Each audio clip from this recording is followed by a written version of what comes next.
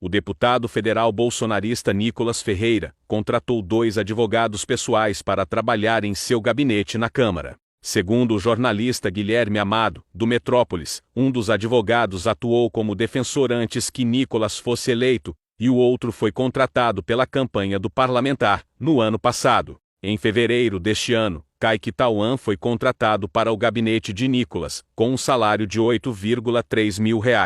Um mês depois, foi a vez de Tiago Rodrigues, o outro advogado, ganhar um emprego de confiança no gabinete, com R$ 7,7 mil em vencimentos pagos pela casa. A dupla segue advogando para o bolsonarista, destaca um trecho da reportagem. No início do ano, Tauan e Rodrigues ingressaram com uma ação junto ao Supremo Tribunal Federal representando o parlamentar. No processo, os advogados pediam acesso à investigação conduzida pelo ministro da Corte Alexandre de Moraes, que havia resultado no bloqueio das redes sociais de Nicolas Ferreira. O pedido foi negado pelo Luiz Fux. A defesa do ex-presidente Jair Bolsonaro criticou a auditoria técnica feita pelo TCU, em que é solicitada a devolução de presentes recebidos por ele durante o mandato. Relógio recebido por Lula.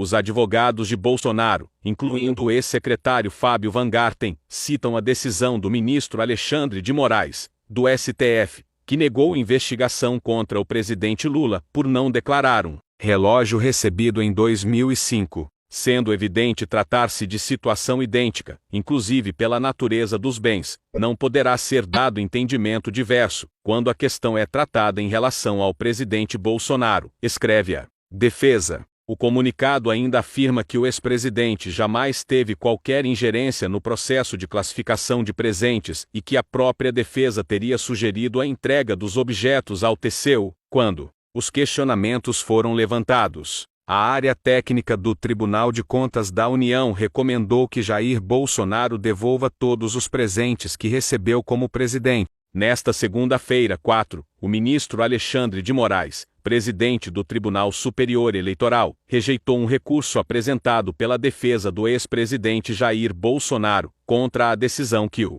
tornou inelegível. A sentença, decretada em junho deste ano, está relacionada à reunião com embaixadores ocorrida no período pré-eleitoral de 2022, quando Bolsonaro disseminou ataques e informações falsas sobre o sistema eleitoral brasileiro. O recurso da defesa do inelegível é direcionado ao Supremo Tribunal Federal e, para ser admitido e tramitar, passa por uma avaliação prévia do presidente do TSE. A decisão do TSE, que resultou na inelegibilidade de Bolsonaro por 8 anos, foi tomada por uma maioria de 5-2. Segundo a Folha de São Paulo, o ex-presidente só poderá concorrer novamente em 2030, quando atingirá 75 anos, ficando afastado de 3 eleições, incluindo a nacional de 2026. A ação julgada teve como foco a reunião realizada em julho do ano passado com embaixadores estrangeiros no Palácio da Alvorada.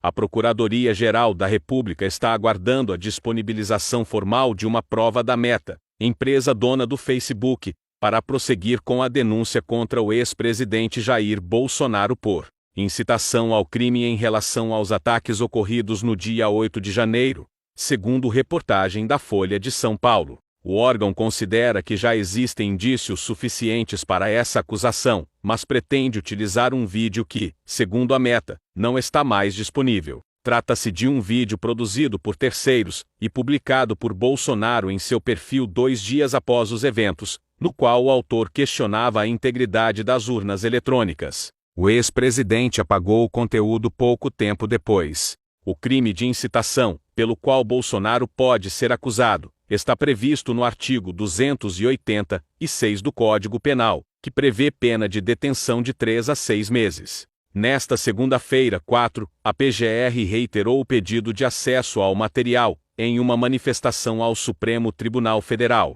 Além disso, solicitou que seja dado um prazo de 48 horas para o cumprimento da obrigação, que foi determinada ainda em janeiro pelo relator do caso, o ministro Alexandre de Moraes. A Meta não se manifestou. O Instituto Brasileiro de Geografia e Estatística divulgou nesta terça-feira 5 que o Produto Interno Bruto do Brasil apresentou um crescimento de 0,1% no terceiro trimestre de 2023, em comparação com os 3 meses anteriores. Esse resultado marca uma desaceleração na atividade econômica, seguindo um crescimento mais expressivo de 1% no segundo trimestre.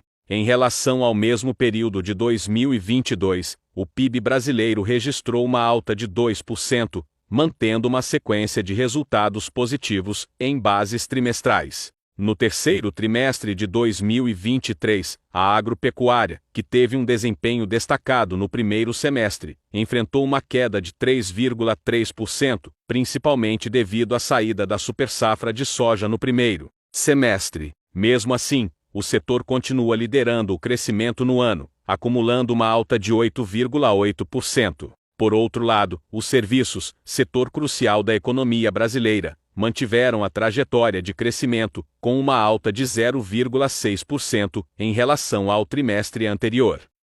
O presidente do Tribunal Superior Eleitoral, ministro Alexandre de Moraes, defendeu nesta segunda-feira a cassação e inelegibilidade de políticos que usarem a inteligência artificial de maneira fraudulenta para influenciar os resultados das eleições. Segundo Moraes, a prevenção e o regulamento prévio não são suficientes para combater o uso de inteligência artificial. Há necessidade de sanções severas para que aqueles que se utilizam da inteligência artificial para desvirtuar a vontade do eleitor e atingir o poder, ganhar as eleições, saibam que, se utilizarem disso e for comprovado, o registro será cassado, o mandato será cassado e que ficarão inelegíveis, disse o ministro. O combate à inteligência artificial necessita, de forma clara, aquele que utilizou inteligência para desinformar o eleitor. Só há uma sanção: cassação do registro; se eleito, cassação do mandato. Inelegível, senão, o crime vai compensar, acrescentou. Moraes destacou a necessidade de punições exemplares, porque quem atingir o poder não vai se preocupar em pagar uma multa.